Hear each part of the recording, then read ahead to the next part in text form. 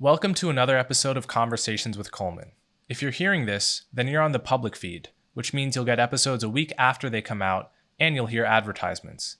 You can gain access to the subscriber feed by going to colemanhughes.org and becoming a supporter. This means you'll have access to episodes a week early, you'll never hear ads, and you'll get access to bonus Q&A episodes. You can also support me by liking and subscribing on YouTube and sharing the show with friends and family. As always, thank you so much for your support. Welcome to another episode of Conversations with Coleman. My guest today needs no introduction, so I won't give him one. This is Steven Pinker, and he has a new book called Rationality: What It Is, Why It Seems Scarce, and Why It Matters. We talk about what rationality is. We talk about rationality's PR problem. We discuss whether rationality has increased or decreased over time. We talk about how to apply reason to everyday life choices. We discuss the behavioral economics revolution and cognitive biases. We talk about what it means to be intellectually humble. We talk about why people love conspiracy theories. We talk about when it's okay to be irrational. We talk about the role reason has played in the enormous progress humanity has made since the dawn of civilization, and much more. So without further ado, Steven Pinker. All right, Steven Pinker. Thank you so much for coming on my show again. Thanks for having me, Coleman. So you need no introduction on this podcast, so I won't ask you to give one. We'll get right into your new book. Your book is all about rationality. So I guess the first basic question is, what is rationality and why write a book about it at this moment? I define it as the use of knowledge to attain a goal. That means that what is or isn't rational always has to be defined with respect to the goal that the agent is seeking. But as long as there is brain power calculation applied to achieving the goal, and it can be different, diverse means of attaining it, then we're apt to call it rationality. It also means that there isn't a single standard of rationality because there are different normative models, that is, different mathematical and logical tools, depending on what you're deploying your rationality for. Why now? Well, there's some aspects of rationality that I like to think are eternal. What are the benchmarks of rationality that is given a goal, such as inferring true propositions from other true propositions, calculating a probability, calibrating your degree of credence in a hypothesis according to the strength of evidence, distinguishing correlation from causation. There are ways of doing these, and I think they should be part of every educated person's cognitive toolkit. They're like reading and writing, that is, skills that are necessary for understanding pretty much everything else. But though I think they ought to be part of the school curriculum starting from a very early age, I didn't know of any book that explained the most important ones between two covers. And I thought, first, I offered it as a course, then I turned it into a book of where would you find the rudiments of game theory and logic and statistical decision theory and Bayesian reasoning all in one place, and in a way that at least I hope is comprehensible to any open-minded, intelligent person. But of course, there's another reason why this book might be seen to be timely, and this became clear as soon as I told people that I was teaching a course, then writing a book on rationality, and namely the frequently asked question, well, that's a really interesting topic. Can you explain why humanity appears to be losing its mind? Why do we seem to be flooded with fake news and conspiracy theories and medical quackery and paranormal woo-woo and post-truth rhetoric? What's going on with our species today? And that makes it especially timely. So a big theme of this book, and something I've thought a lot about in my life, is the problem of rationality having a kind of stench on it in the culture, having a PR problem. And there are various aspects to this, but one is, I think, the misimpression that rationality is, it's basically just plugging a problem or a question into a kind of calculator, whether that's a rational person's brain or a robot or a Spock type character, and just it spitting out the one true answer to the problem, which is inevitably some cold, lifeless kind of answer. And that's what rationality is. I think one thing your book, one realization I come away with from your book is that reason is a pretty open and creative space in many ways. It's one thing you talk about is the recursive nature of rationality. Like just like with language, you can embed thoughts within other thoughts and assess thoughts with meta thoughts. Reason is much the same way. So, can you talk a little bit about the PR problem that rationality has, and what people think it is and what it actually is? I'm so glad you brought up those 2 points, because they really do lie at the heart of any explanation and defense of rationality. So yeah, the first one is that there is this PR problem. Rationality is not cool.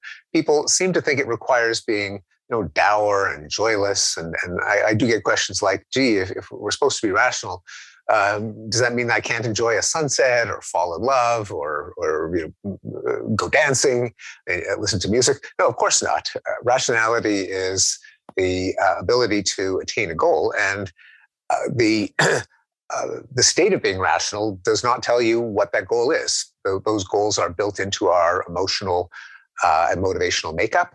And in fact, it would be highly irrational to deprive yourself of a source of pleasure that doesn't harm anyone else, like loving your children, like listening to music, like enjoying beauty, like having a sense of awe and wonder.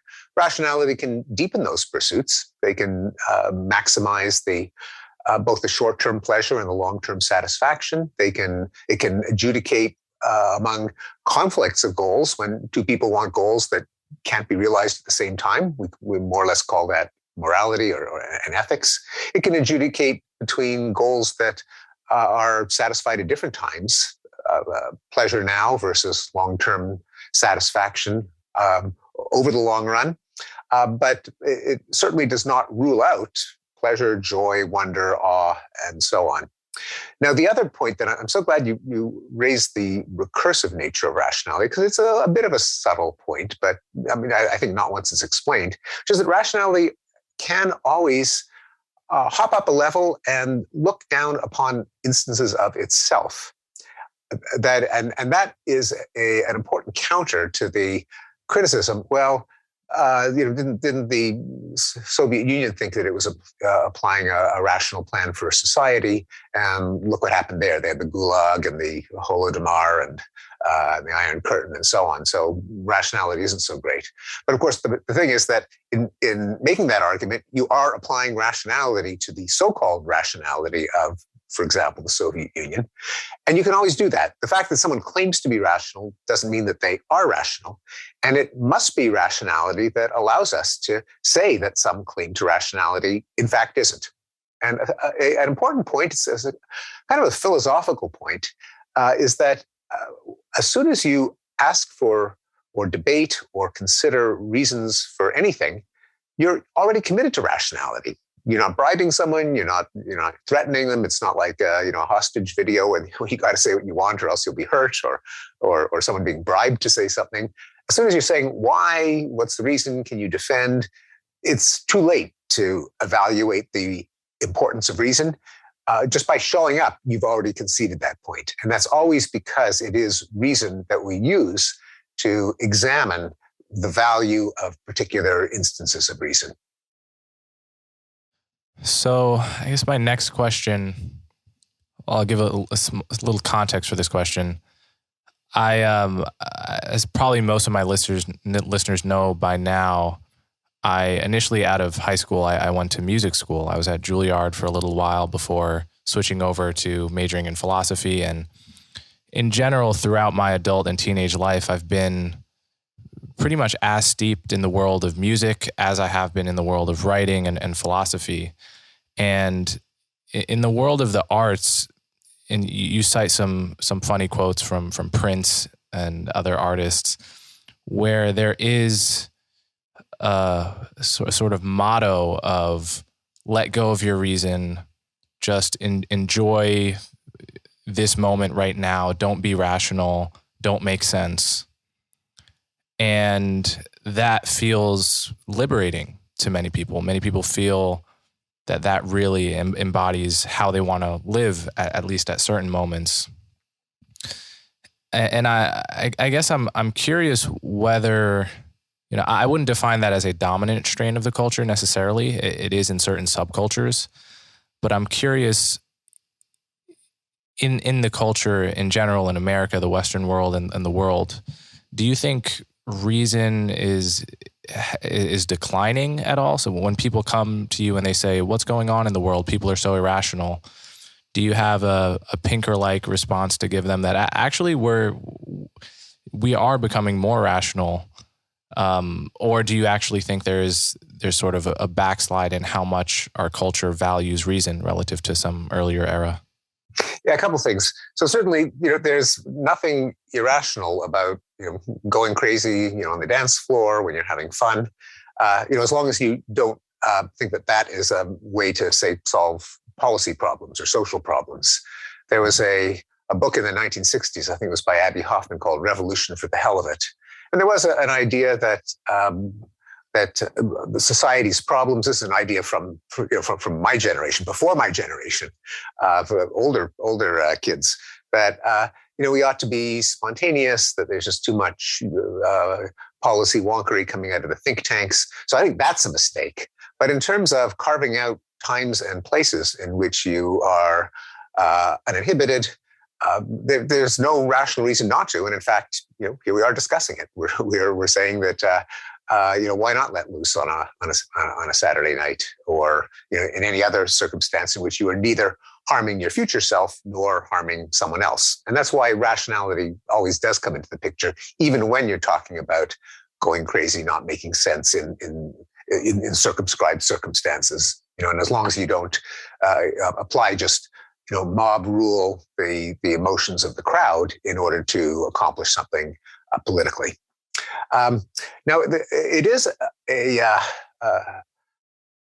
difficult question to ask whether we're getting more rational or not, because unlike some of the other measures of well-being that I have plotted over time in my previous books, Better Angels of Our Nature had 75 graphs on various measures of violence over the course of history. The Enlightenment Now expanded that to measures of well-being, like famine and infant mortality and poverty and illiteracy. But for rationality, it's we don't have a constant yardstick that goes back in time. So it's a little harder to answer the question. So here are a couple of things that we can say. Certainly at the top end, and acknowledging that there's a lot of rationality inequality. At the top end, we've never been more rational. We've got, our science, our engineering, our technology is just growing exponentially. You have mRNA vaccines. We've got genome sequencing. We have space probes. We have the application of more rational methods to domains of human life that formerly were just a matter of hunches and authority and conventional wisdom and myth and rumor, like evidence-based medicine. So instead of your doctor's intuition, you have randomized controlled trials to see what works and what doesn't, well, often with some eye-opening surprises.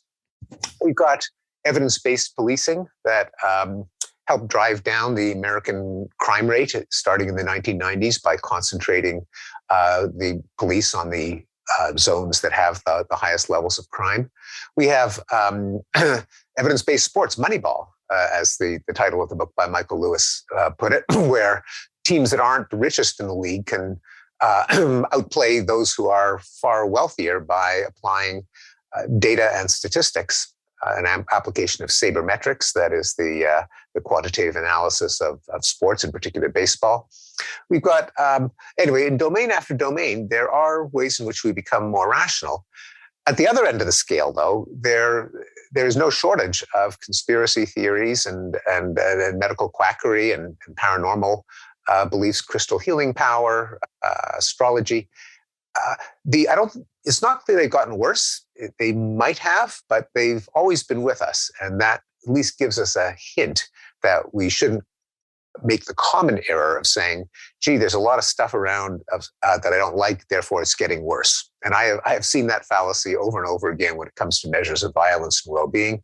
There's pollution, therefore pollution's gotten worse. There's war, therefore war's gotten worse. People confuse a single point in time, namely now, with a worsening trend, when often even though some problem or blight has not gone to zero, it used to be worse. In the case of irrationality, this is in the case of kind of woo-woo or spooky irrationality, belief in haunted houses, in telepathy. As best I can tell, there's been virtually no change in the last 50 years in beliefs such as astrology, precognition, being able to tell the future, omens. There are ups and downs when there's a burst of publicity because of some special on the History Channel, then it goes up and then it kind of goes back down again. But it looks pretty flat, which I actually find kind of depressing. But that's what the data suggest. On the other hand, if we look at even longer periods, probably about a third of Americans believe in ghosts today. I suspect if you went back 150 years or 200 years, it would be closer to 100%. Likewise, even in our political discourse, even though we tear our hair out at the 30,000 lies that Donald Trump told during his presidency, including some outlandish, indeed dangerous conspiracy theories, not a single one of them involved anything paranormal. Involved, no omens, no ESP. I mean, it was deplorable stuff, but it's at least some concession to rationality that we're kind of out of that space in elite decision-making circles. So it's a mixed picture. Certainly, the things that really strike us now as hair-raising.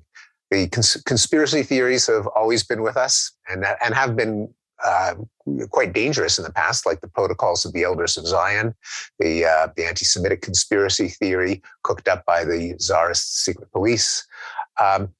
The fake news is probably as old as human language, and has again led to some pretty big catastrophes, like the explosion of the Maine in the 1890s, which led to the Spanish-American War, and the Gulf of Tonkin incident, which led to the escalation of the war in Vietnam. Even weapons of mass destruction in Iraq, and we know the consequences, or the rumor that Saddam Hussein had something to do with 9/11. All of those are fake news. We've had supermarket tabloids with sightings of Elvis in convenience stores and two-headed babies. We've had urban legends about the hippie who put the baby in the microwave and the Doberman who coughed up a human hand. We've had paranormal beliefs for as long as there's been religion, kind of what we define as religion. The miracles in scriptures are nothing but paranormal fake news. So it's I don't think we can give a single answer just because there are more than 7 billion of us and we vary a lot in our degree of rationality. Yeah. So I want to get back to conspiracy theories in one moment, but I want to circle back to this question of how you can use rationality to deal with personal trade-offs in your life and, when to prioritize future enjoyment over present enjoyment. And to me, this is immediately applicable to everyone's lives. And it's an area where people don't tend to think of themselves as reasoning in the same way that you would be reasoning in a philosophy classroom or in a logic classroom. But just like, the simple decision to go out on a Friday night and drink with friends, right? A decision as simple as that involves competing trade-offs that can be looked at rationally and should be. Like one is, I'm going to be maybe a little hungover, a little tired the next day.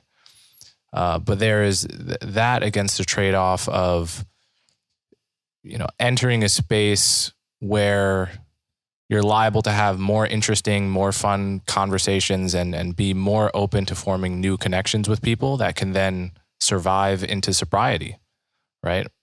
Like that's something. And then you're at a point where you have to judge whether to do that once a week, once a month, 5 days a week. And it's even more complicated than that, because it's not just that there's one thing trading off against another thing. There could be 10 things trading off against each other. And you don't only apply this to your life, right? This is how policy wonks judge policies and that's an area where we would be more inclined to say, okay, this economist is reasoning about the trade-off between increasing the minimum wage and increasing unemployment, say. But, we don't tend to think of ourselves as reasoning about our own choices and lifestyles. And I think that's one reason why reason has some of the bad PR it has, is because we don't realize that reason can be the gateway into, just like it could be the gateway into, partying less, it could be the gateway into having a little more fun, right? If you're judging the trade-offs in the wrong direction. And I say all that just to convey, and I think it's a major obstacle to your project, is just the sense people have that reason is not for me. It's like it's for the academics, it's for the people who are writing books and writing studies. It's not for just the average guy or girl on the street living his or her life. And it's like you're already doing it, and you can't choose not to do it. And doing more of it and doing it better is not only compatible with having more fun and deep enjoyment out of life, it's necessary to that project. So anyway, that's just sort of the reaction I had reading your book. I hope others do too. Yeah, once again, you've raised a number of I think, really deep points. One of them is that we're all capable of rationality, and I take pains to avoid the impression that one can get in reading the literature on human judgment and decision making, that humans are a bunch of boobs. We're saddled with these biases and fallacies. It's because we are just cavemen out of time. We have quick reactions so that we don't get eaten by leopards, and with the implication that it's only we psychologists, philosophers, statisticians that can make a claim to rationality.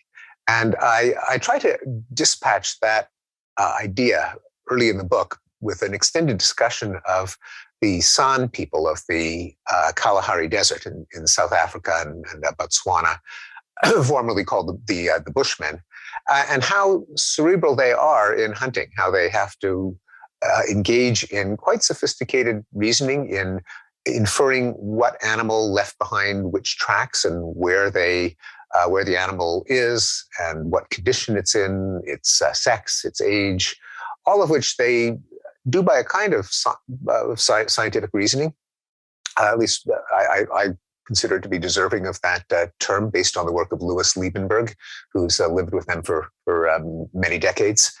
And likewise, when I reiterate some of the classic fallacies that anyone who's taken behavioral economics or cognitive psychology knows about, the base rate neglect, the gambler's fallacy, I try to not just say, well, aren't we a stupid species, but rather, here is why that mode of thinking actually is pretty useful in pretty narrow, circumscribed circumstances. It just can't scale, it can't generalize. And we're kind of trapping people into making these errors by hitting them with some circumstance that's unlike one in which that mode of reasoning ordinarily works pretty well. And I distinguish between ecological rationality and formal rationality. It's a distinction I borrowed from Leda Cosmides and John Tooby and Gerd Gigerenzer. And it refers to the distinction between having the ability to reason that's kind of baked together with your subject matter knowledge. And it's very different from the kind of academic reasoning that we're taught to do in school, where you are given very general abstract rules with variables, P and Q and A and B. And those are extremely useful. That's why we have education. It's not that people shouldn't know them. But in everyday life, they often are inapplicable. And this becomes clear when you, say, speak to people from a non-literate, non-educated culture, and or for that matter, sometimes our own students, and you realize there is a kind of rationality to what they say, even though it doesn't fit with the application of formal rules. Let me give you an example. This comes from the work of the great Russian psychologist Luria, who interviewed Russian peasants. He asked them questions. He gave them problems like this: all animals in Siberia are white. Are the bears white? And the peasant says, well, how should I know? I've never been to Siberia. And he said, well, I just said all animals are white. He says, well, that's not the kind of thing that you can figure out just by words. You got to see them. So he's kind of making a distinction between what philosophers call analytic versus synthetic, or theoretical versus empirical knowledge. Namely, there's some things you can't deduce. They're not like, the Pythagorean theorem. You have to be an empiricist. You got to look. But that would be an incorrect answer in a logic puzzle in in our schools, because we learn the habit of forgetting everything we know and concentrating only on the premises of the problem and deducing its implications. Again, that's a very powerful thing to learn, but people who don't do that they're not foolish, they're not stupid. They're just reasoning in a different way, which one can call ecological rationality. I think Ulrich Neisser is probably the first one to come up with the term. I can't avoid mentioning one other example. There's been a huge amount of discussion of the trolley problem in moral philosophy. The driver of a trolley has had a heart attack and keeled over. The trolley is careening down the tracks. It's about to plow into 5 workers who can't see it approaching, but you're at a switch and you can divert it into a sidetrack where it'll only kill 1 worker. Is it morally permissible to divert the trolley, and killing 1 instead of killing 5? Now, sometimes students hear this problem and they say, well, why don't you just shout, hey, there's a trolley coming, get out of the way.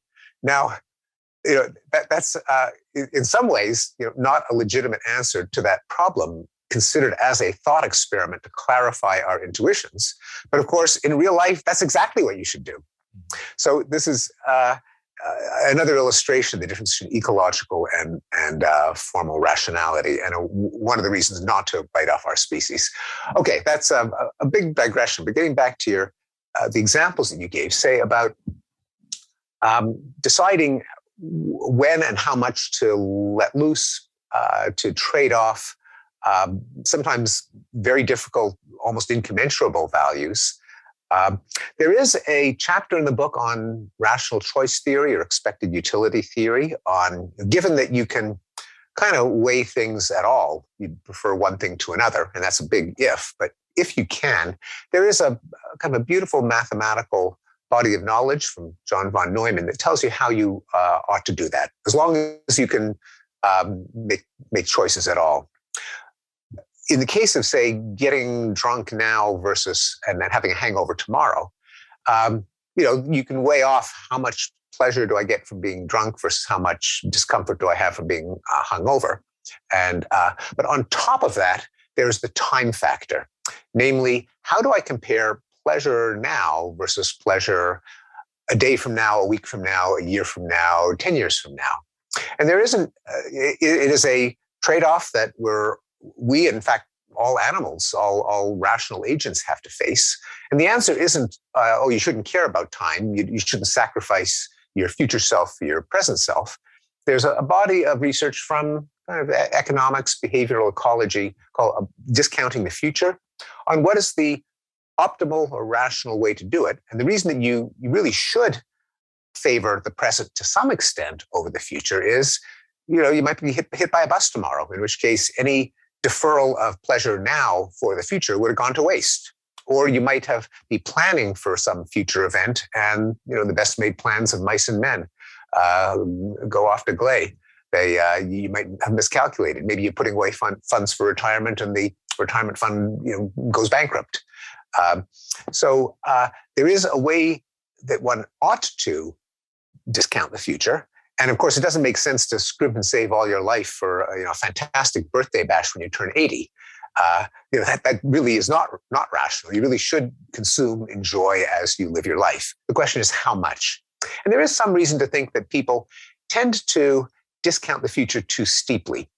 That is, even though you really ought to favor the present over the future, to some extent, people do it too much. They act as if they're going to die in a couple of years. And probably our ancestors had a high chance of dying within a couple of years.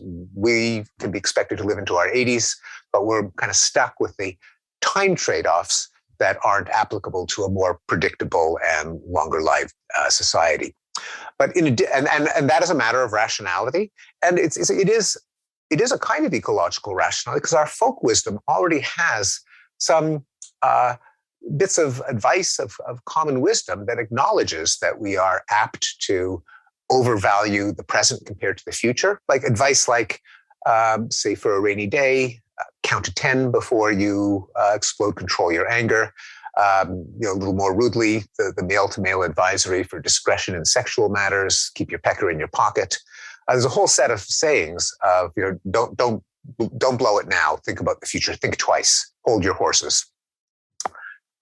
So that's already in our value, our belief system, and it is a part of rationality that, as you point out, we already stick to. In addition, of course, there's the trade-off between what's good for me and what's good for someone else. So in terms of the costs of getting drunk, you really ought to factor in the risks to others from driving drunk or for getting into fights. And so it isn't just a matter of you. And as soon as you realize that, me, you, it kind of makes no difference, rationally speaking. We're all people. We all experience pain and pleasure. You've got to weight other people's well-being in your decisions in order that you can insist that they weight yours in their decisions. And that means that there are a number of things that feel good in the moment that you shouldn't do at the cost of harming others with the risk that they'll harm you. Yeah, so I wanna circle back to the points you were making about the work of Daniel Kahneman and Amos Tversky, and I think probably most people listening are by now familiar with the laundry list of fallacies and biases that the human brain is subject to.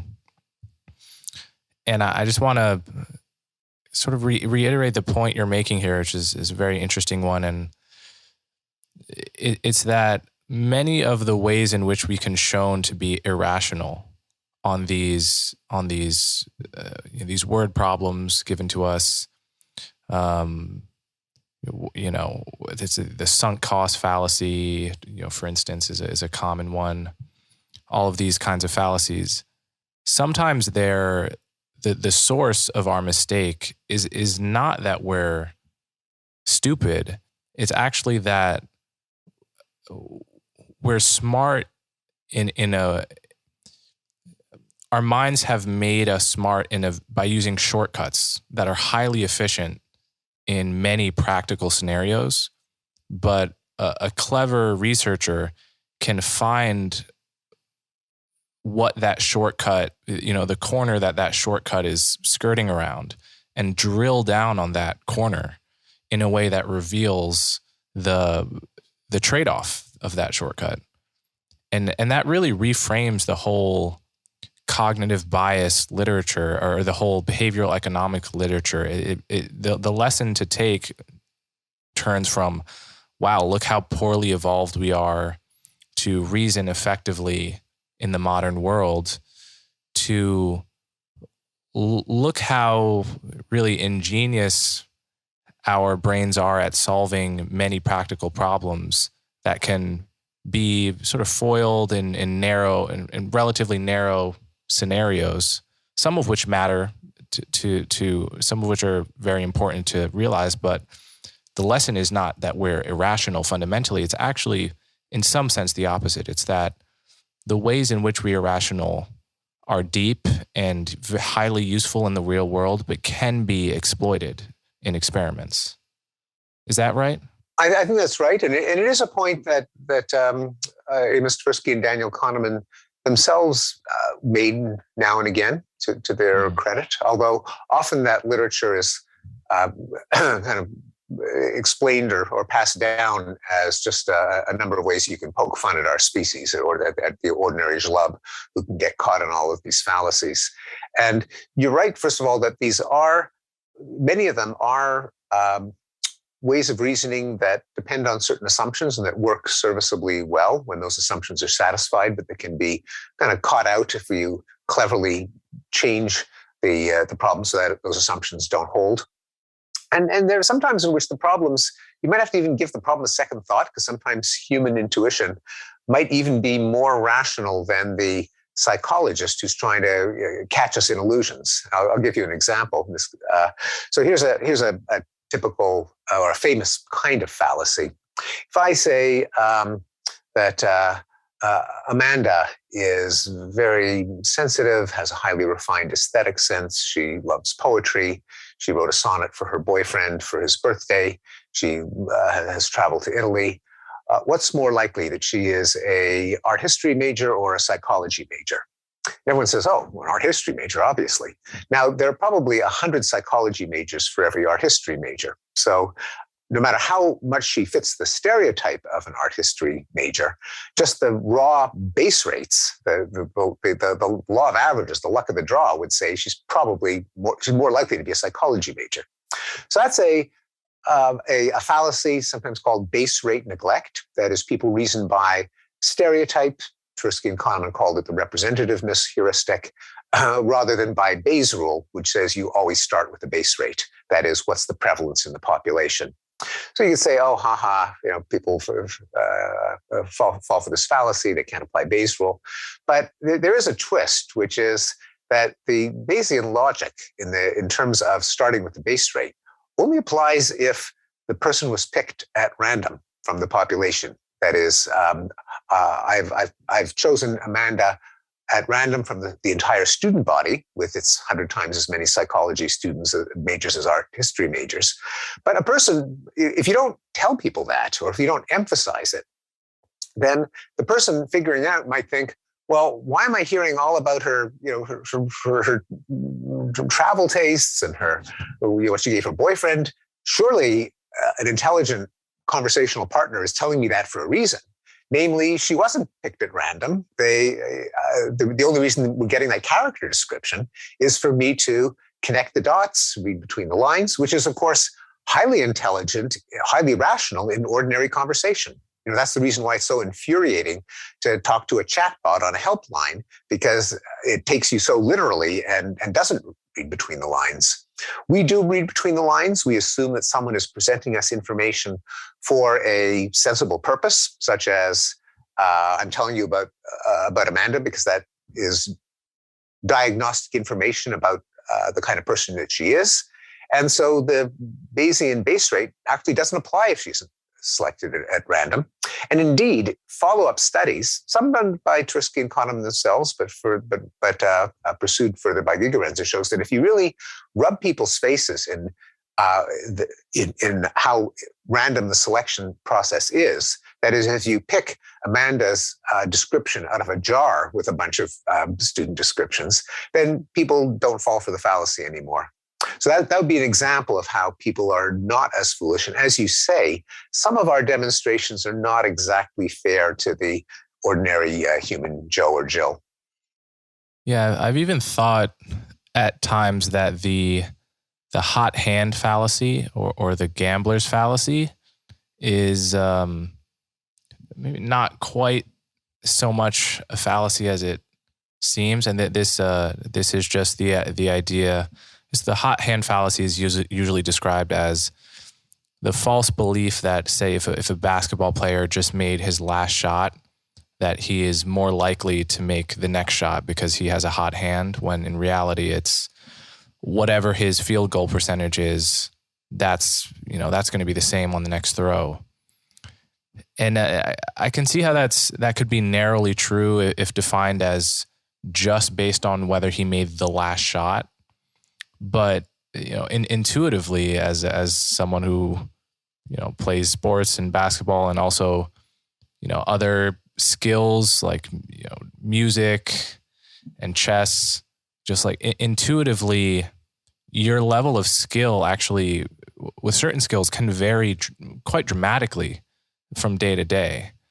Even as a speaker, right? I notice some days I'm just I'm mellifluous. The words just come out. Oh, and other days tell me about it. Yes. Yeah. Oh, yes. And you can sort of understand. You can understand certain elements, like if I tend to sleep more, I tend to be better. But certain aspects of it just remain mysterious, I think, forever. And so the intuition that if someone is having a good day on the team, that you give them the ball is not, that it's actually deeply rational for many kinds of skills, if not most kinds of skills. And it's only a fallacy to the extent that your likelihood of success is deeply random and doesn't follow any kind of daily swing or pattern. So I've often thought that was a fallacy that was overplayed a little bit. Well, I'm glad you brought it up because in the book I talk about the hot hand fallacy, which is that there is no hot hand. It turns out there is a hot hand. Yeah. So there was the kind of analogy of the gambler's fallacy, which is that if a roulette wheel, say, lands on red 6 times in a row, people think it's due for a black. Now and what you engaged in talking about the fact that, we have our ups, we have our downs, we have good days, we have bad days. And, don't I know there's sometimes when I do an interview and afterwards I think, oh God, I was really inarticulate that day. And then other times it just seems to flow. And that it would be no surprise if that happened to basketball players, as you noted. And that makes it different in terms of just your understanding of the underlying causal model compared to the roulette wheel, where it would be a shock if the gambler's fallacy was not a fallacy, because the roulette wheel doesn't have a memory. And it's not as if the roulette wheel has a desire to appear fair, like, oh, I've landed on red 6 times in a row. I better start coughing up some blacks, otherwise I'll violate the law of averages, and I can't do that. I'm a roulette wheel. So we know that doesn't happen with roulette wheels. And so that's how we know that the gambler's fallacy has pretty much got to be a fallacy. If it wasn't a fallacy, we'd say that the roulette wheel must have been fixed. And as Tversky and Kahneman point out, in the gambler's fallacy and similar fallacies with coin flips kind of come from a misunderstanding of randomness and of the so-called law of averages, more accurately, the law of large numbers, which is that as the size of a sample increases, its parameters come to resemble the ones of the population from which it was drawn. But the reason that happens isn't because of a process of compensation. That is, if the samples start to veer too much in one direction, there's a force that pulls them back towards the middle. That's not how it works. It's a process of dilution. Namely, if it veers too much in one direction, which it inevitably will, because a random walk does tend to veer in a certain direction, then more and more stuff will kind of drown it out, will dilute it, and it'll tend to regress toward the average. However, as you note, the underlying causal model for basketball players isn't like that. Yeah, I mean, we are not roulette wheels physically. Our physical state does get carried over from moment to moment. So there it's completely an empirical question whether basketball players are roulette wheels, although it's kind of the gambler's fallacy in reverse, because you're more likely to make a shot rather than more likely to do the opposite, as in the case of the roulette wheel. But it's the same logic. And so that's one of the reasons why the claim by Tom Gilovich and Amos Tversky that there is no hot hand, namely that basketball players really are roulette wheels, was so shocking to sports fans and to kind of common sense. It turns out that Tversky and Gilovich probably did the statistics wrong, that by identifying streaks of hits or misses after the fact, they're kind of biasing the data against a continuation of the streak. Because let's say you make a shot, make a shot, make a shot, make a shot, make a shot, 5 successful attempts in a row. Well, it's almost by definition that the next one is going to be a miss, because if the next one was a hit, you could have called it a streak of 6 shots instead of 5 shots. And therefore, your delineation of the data is in part biased by whether there was a flip or not. So it's a subtle statistical point. It would have to be for someone as brilliant as Tversky to have missed it. But it's one that throws off the calculations. And so it turns out that common sense, conventional wisdom, sports fans' understanding turns out to be right. And the kind of the gotcha gang, the ones trying to show how foolish and misled sports fans were, turned out to be wrong. So that's why I call it the hot hand fallacy. And I think this is another example of reason or rationality being a more open space than people assume it to be, right? Because reason is not just always siding with the person who's showing stats and debunking something intuitive. Reason can just as often side with intuition when it's applied to some observation that turns out not to be as rational as it seemed. And the whole time you're using reason, right? You're using reason on at some level on the initial intuition. You're using reason on the thing that debunks the intuition. You're using reason to debunk the debunking. And so reasoning is this process we engage in. It's not, as I said, it's not you just feed Spock the question and he gives you the Wikipedia page for the gambler's fallacy or something, right? It's a much more open and creative space than it's assumed to be. Yeah, I think that's exactly right. And so it would be a mistake to say, haha, Gilovich and Tversky thought they were being rational, but they weren't. Therefore, what's the big deal with rationality? You're using an even more subtle form of rationality. And there were a couple of statisticians who kind of dug a little bit deeper, who exposed the hot hand fallacy, but they were, applying rationality to an attempt to be rational. And which brings a key point that's somewhat related, which is, even though rationality ought to be an aspiration, none of us ever knows when we actually have it. The same thing with objective truth. And some of the backlash, the recoil to the insistence on objectivity, truth, rationality is, who the hell are you to say that you're the rational one or that you've got a monopoly on the truth? And the answer is you don't. No one ever does. That the standards of rationality and truth are things that you always aspire to, but because we're not angels, we're not infallible, all of us might be wrong at any given moment, which is why we need continuous re-examination of our assumptions, why we need to move to an issue that both of us are concerned with, why you need free speech, because no arbiter has the truth and therefore can shut down debate and criminalize incorrect opinions, because no one knows what the incorrect opinions are. That's exactly why we have open debate, freedom of the press, freedom of speech, and other liberal values. Yeah, I've often thought about the paradox of any person with a normal amount of humility is that you believe everything you believe.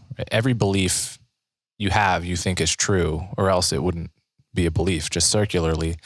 Yet you must know that you're not the first person in the history of the human race to only have correct beliefs and no false ones. Exactly. I know yes. Both of those things are true. And frankly, I know that I'm not even close. Like I've met enough people that are way smarter than me to know that I'm not even close to having all correct beliefs, to being the first person. Yeah, me too, and all of us. Sometimes there's a related paradox that I've seen in the philosophy literature called the preface paradox. So when you open a book and you read the preface, And the author always says, I thank so-and-so for his comments and so-and-so for her comments. Then at the end, he says, all remaining errors are my responsibility. You might say, well, if you know your book has errors, why don't you fix them? And yeah, the answer is, well, I know that the book must have errors because, all books have errors, and, I'm not that much of a genius. I just don't know which ones they are. Yeah. And I think the paradox is probably resolved by having some kind of level of credence in everything you believe, some level of confidence, right? There are some things I'm so confident in, just that, I'm in this room right now, something as simple as that. And my level of confidence in assertions about complex issues just goes progressively downward, I guess. Yeah, that's right. Well, I think that is indeed one of the implications, that our degrees of belief ought to be graded or qualified, and they're never 1.0. And we all have to submit ourselves to examination, criticism, debate, simply because I'm not going to know what my flaws are. Someone else is probably going to have to point them out to me. Now, it's possible that the whole community can be deluded. We know that happens, but still, generally, a community of reasoners and debaters is likely to be more rational than any one guy or one woman who is imposing their version of the truth.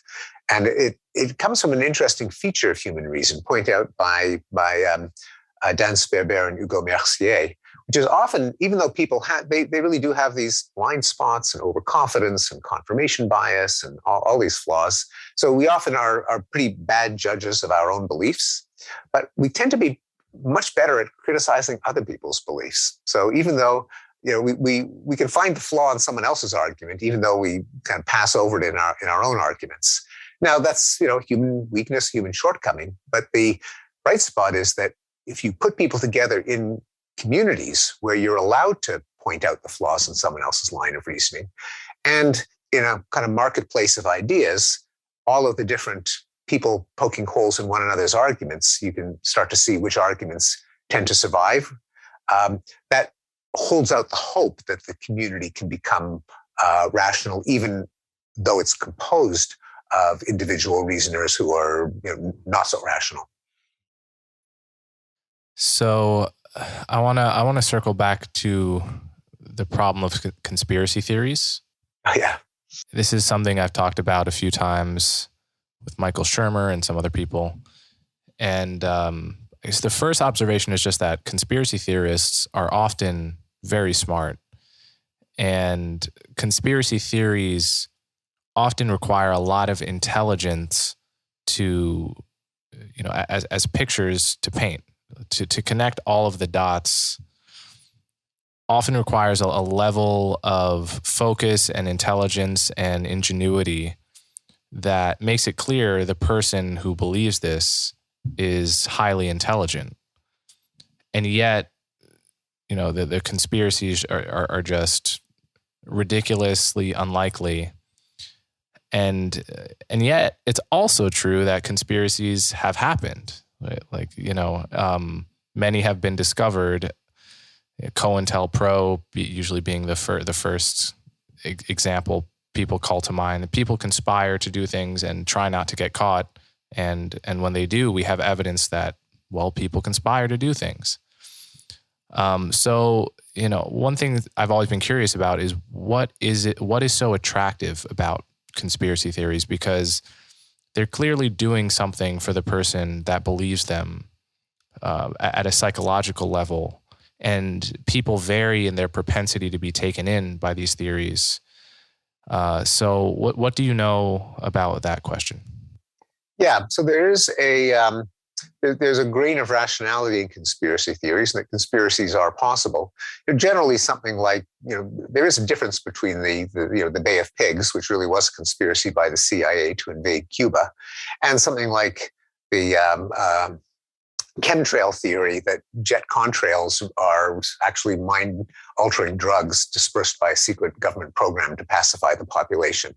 So, there are degrees of difference between the credibility or the outlandishness of the real conspiracies. Tend not to be as out there as the 9/11 truthers or the chemtrail theorists or the QAnon. But there is a continuum, and our ancestors probably were vulnerable to conspiracies in the sense that tribal warfare, before we had standing armies and states and large-scale civilized societies, were matters of ambush and pre-dawn raids, not pitched battles. And people really were in danger of an enemy village plotting in secret. So I think there's a little bit of sometimes motivated paranoia. That's maybe the psychological germ of conspiracy theories.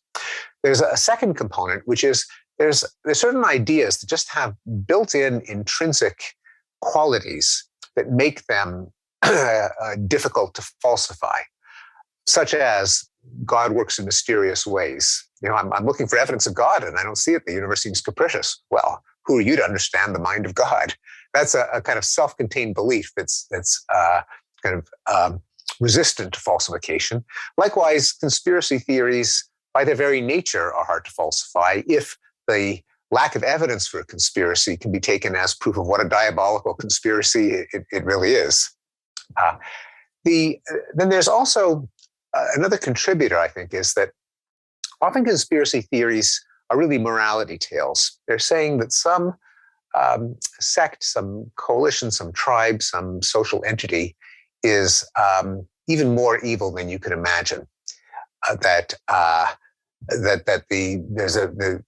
CIA is so nefarious, or the Bush administration, that they could have had a controlled implosion of 9/11. That Hillary Clinton, she's the kind of person who really could run a pedophile ring of Satan worshipping cannibals. And sometimes the degree of belief in the factuality of the conspiracy theory is pretty shallow. It may not even be that people literally believe that it has taken place, but they just don't care. That is, the point of certain kinds of beliefs isn't their factual veracity, it's the moral that they deliver. And so saying that Hillary Clinton ran a pedophile ring is basically another way of saying, boo, Hillary, or Hillary is so depraved that she might even be capable of that. Now, I think you or I would say, well, no, you can't do that. It's one thing if you say boo Hillary, but you can't translate that emotion into a factual claim that she actually did something, because it is incumbent on us to ground all of our factual claims on the degree of evidence, whether they actually happened or not. You can't just say it because you think she's capable of it. Either she did it or she didn't. But that mindset, I call it the reality mindset, is not the way that the human mind naturally works. I think we bifurcate our belief system into a reality zone where we really are pretty rational. We have to be if we want to hold a job and pay the bills and get the kids off to school and keep food in the fridge. You can't believe in too much woo-woo. If you can't believe that beer is going to magically appear in your fridge, because you'll open your fridge and there won't be any beer. You really have to be grounded in reality. There's a whole other zone in which your beliefs, whether your beliefs are true or false, don't really matter, at least to you. What was the origin of the universe? Was it God going Shazam, or was it a Big Bang? What difference does it make to me? Or what actually goes on in the Oval Office of the White House when I'm not there and can't witness it? Can I ever know? And corporate boardrooms and why do bad things happen to good people?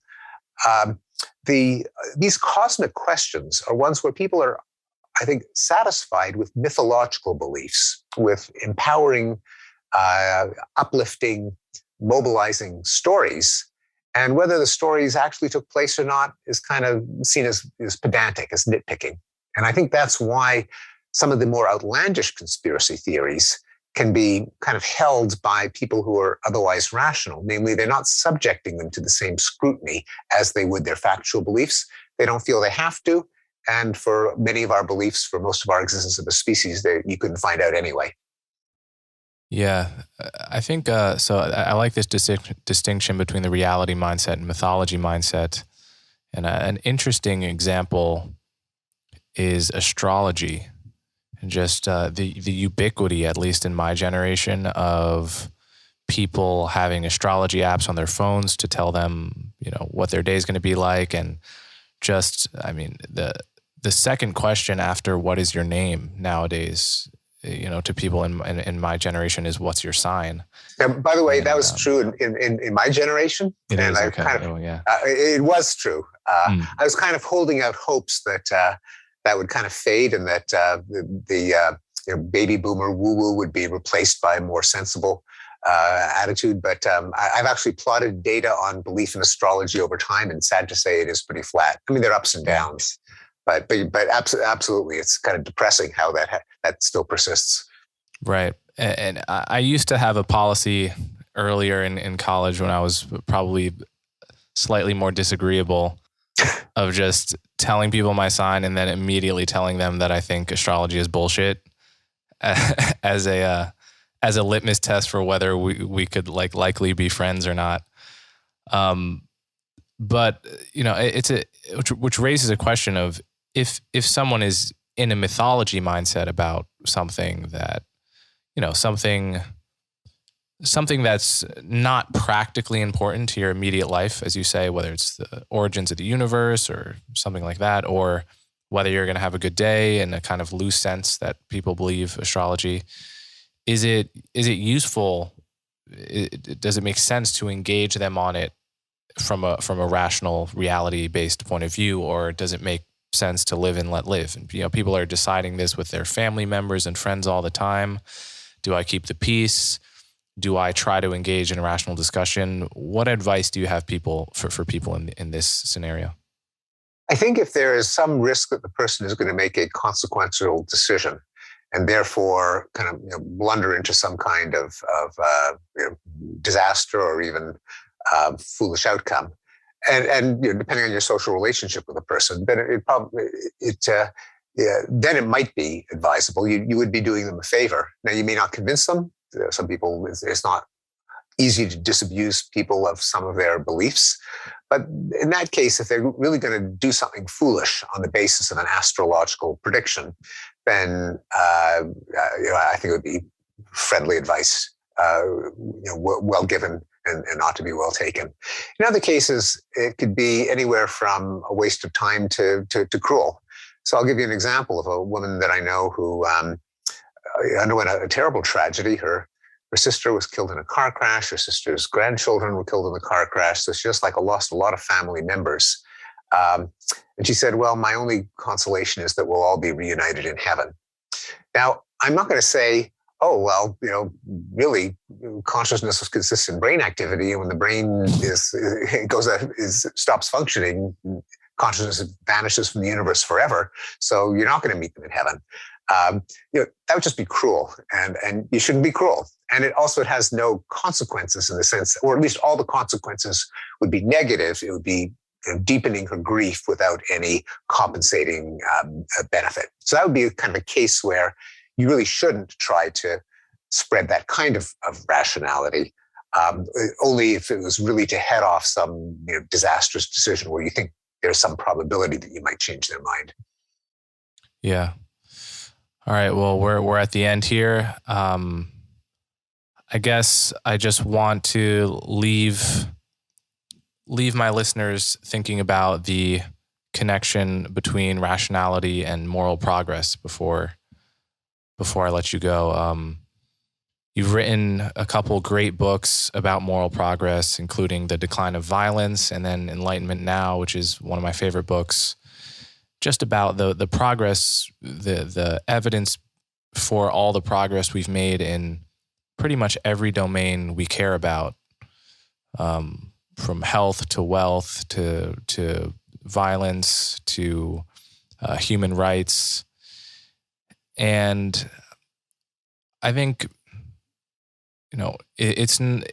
your argument, one of your arguments is that there's a direct connection between reason and all of the benefits of modernity. When most people who talk to their grandparents have a intuitive and basic sense that life now is better than it used to be. And many academics, as you know, will challenge this, but it's sort of, for most people, it does kind of gel with some of their intuitions. So just assuming you've persuaded someone of that, which is of course a big assumption, how do you persuade them that reason is a major source, a major reason why all of this progress has happened? Well, it's in a way, it's not distinct from the incredulity that people have about the actual existence of progress, namely that our lives have gotten longer and safer and healthier and more peaceful and more respectful of human rights. Because there is no force in the universe, no mystical elevator that just carries us ever upward. That was a kind of 19th century Victorian conception of progress. Progress is just built into the universe. And it really isn't. The universe doesn't care about us. And if anything, the universe tries to kind of squash us. To the extent that the only way that we could make progress is at least material progress in terms of famine and poverty and natural disasters and longevity, is by figuring out how the world works. That is, applying our ingenuity, our rationality, with the goal of making people better off. And when people have succeeded at that, and we retain the improvements that work and try not to repeat our mistakes, that's what progress is. Now, somewhat of a surprise, and I can't make as strong an argument for this, is that when it comes to moral progress, like the decriminalization of homosexuality, the movement toward peace, the equality of women, the abolition of slavery, the civil rights movement, I was surprised to find that at the very outset of each one of those movements, there was a highly rational argument. Now, rational in the sense that some philosopher or theologian or activist pointed out that the practices of the day were inconsistent with other values or beliefs that people claim to hold. So it was exposing a contradiction. And even for things where you wouldn't think that a rational argument would be called for, like, why do you need an argument why there might be something a wee bit wrong with burning heretics at the stake or keeping slaves? I mean, it just seems like such a no-brainer. But of course, everyone did it at the time, and there really were activists and thinkers and rhetoricians who made that argument.